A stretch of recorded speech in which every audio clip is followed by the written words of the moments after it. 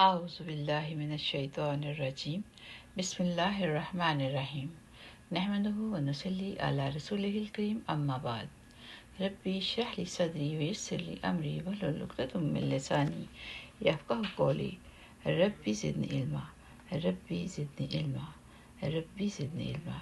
अज़ीज़ बहनों और भाइयों, अस्सलामु अलैकुम वरहमतुल्लाहि वबरकातुहू। सूरतुल कलम ये मक्की सूरत है और इसमें 52 आयतें और 2 रुकू हैं। तर्जमा बिस्मिल्लाहिर्रहमानिर्रहीम। नून, ए पैगंबर, कसम है कलम की और उस चीज़ की जो वो लिख रहे हैं। अपने परवरदिगार के फजल से तुम दीवाने नहीं हो और यकीन जानो तुम्हारे लिए ऐसा अजर है जो कभी ख़त्म नहीं होगा और यकीनन तुम इखलाक के आला दर्जे पर हो। चुनाचे तुम भी देख लोगे और ये लोग भी देख लेंगे कि तुम में से कौन दीवानगी में मुब्तला है। यकीनन तुम्हारा परवरदिगार उसे भी खूब जानता है जो अपने रास्ते से भटक गया है और उन लोगों को भी खूब जानता है जिन्होंने सीधी राह पा ली है। लिहाजा तुम उनकी बातों में न आना जो तुम्हें झुठला रहे हैं। ये चाहते हैं कि तुम ढीले पड़ जाओ तो ये भी ढीले पड़ जाएं। और किसी भी ऐसे शख्स की बातों में न आना जो बहुत कस्में खाने वाला बेवकत शख्स है, ताने देने का आदी है, चुगलियां लगाता फिरता है, भलाई से रोकने वाला, ज्यादती करने वाला, बदअमल है, बदमिजाज है और इसके अलावा निचले नस्ब वाला भी, सिर्फ इस वजह से कि वो बड़े माल वाला और औलाद वाला है। जब उसके सामने हमारी आयतें पढ़कर सुनाई जाती हैं तो वो कहता है कि ये पिछले लोगों की कहानियां हैं। अनकरीब हम उसकी सूंड पर दाग लगा देंगे।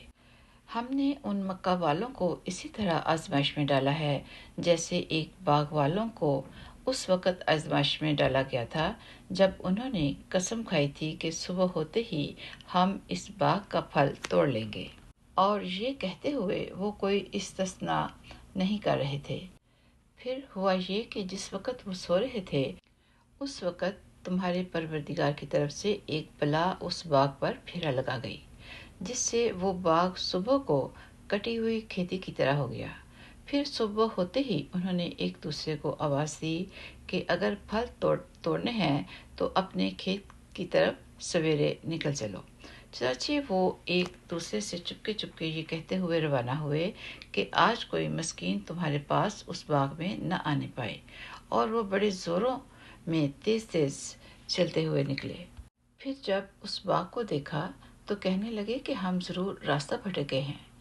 फिर कुछ देर के बाद कहा कि नहीं, बल्कि हम सब लुट गए हैं। उनमें जो शख्स सबसे अच्छा था वो कहने लगा, क्या मैंने तुमसे नहीं कहा था कि तुम तस्बीह क्यों नहीं करते? कहने लगे, हम अपने परवरदिगार की तस्बीह करते हैं, यकीनन हम जालिम थे। फिर एक दूसरे की तरफ मुतवज्जो होकर एक दूसरे को मलामत करने लगे। फिर सब ने मुत्तफिक होकर कहा कि अफसोस है हम सब पर, यकीनन हम सब ने सरकशी इख्तियार कर ली थी। क्या बईद है कि हमारा परवरदिगार हमें इस बाग के बदले उससे अच्छा अता फरमा दे। बेशक हम अपने परवरदिगार की तरफ रजू करते हैं। अजाब ऐसा ही होता है और आखिरत का अजाब यकीनन सबसे बड़ा है। काश ये लोग जानते। अलबत्ता मुत्तकियों के लिए उनके परवरदिगार के पास नेमतों भरे बागात हैं। भला क्या हम फर्मा बरदारों को मुजरमों के बराबर कर देंगे?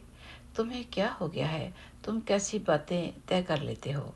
क्या तुम्हारे पास कोई किताब है जिसमें तुम ये पढ़ते हो कि तुम्हें वहाँ वही कुछ मिलेगा जो तुम पसंद करोगे, या तुमने हमसे क़यामत के दिन तक बाकी रहने वाली कस्में ले रखी हैं कि तुम्हें वही कुछ मिलेगा जो तुम तय करोगे? ए पैगंबर, उनसे पूछो कि उनमें से कौन है जिसने इस बात की ज़मानत ले रखी हो कि क्या खुदाई में उनके माने हुए कुछ शरीक हैं जो ये ज़मानत लेते हों, तो फिर ले आएं अपने उन शरीकों को अगर वो सच्चे हैं।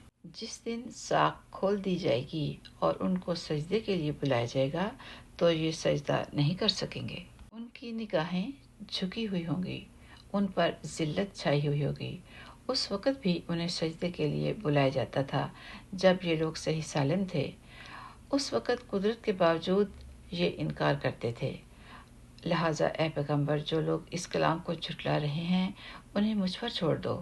ہم انہیں اس طرح دھیرے دھیرے تباہی کی طرف لے جائیں گے کہ انہیں پتہ بھی نہیں چلے گا، اور میں انہیں ڈھیل دے رہا ہوں۔ یقین رکھو میری تدبیر بہت مضبوط ہے۔ کیا تم ان سے کوئی اجرت مانگ رہے ہو کہ وہ تاوان کے بوجھ سے دبے جا رہے ہیں، یا ان کے پاس غیب کا علم ہے جسے وہ لکھ رہے ہوں؟ غرض تمہارے پروردگار کا حکم آنے تک صبر کیے جاؤ، اور مچھلی والے کی طرح مت ہو جانا جب انہوں نے غم سے گھٹ گھٹ کر ہمیں پکارا تھا۔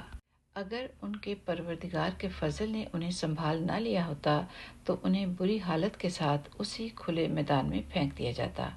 پھر ان کے پروردگار نے انہیں منتخب فرما لیا اور انہیں صالحین میں شامل کر دیا۔ جن لوگوں نے کفر اپنا لیا ہے، جب وہ نصیحت کی یہ بات سنتے ہیں تو ایسا لگتا ہے کہ یہ اپنی تیز تیز آنکھوں سے تمہیں ڈگمگا دیں گے، اور وہ کہتے ہیں کہ یہ شخص تو دیوانہ ہے، حالانکہ یہ تو دنیا جہان کے لوگوں کے لیے ایک نصیحت ہی نصیحت ہے۔ سبحان ربک رب العزت عما یصفون وسلام علی المرسلین والحمد للہ رب العالمین۔ السلام علیکم ورحمۃ اللہ وبرکاتہ۔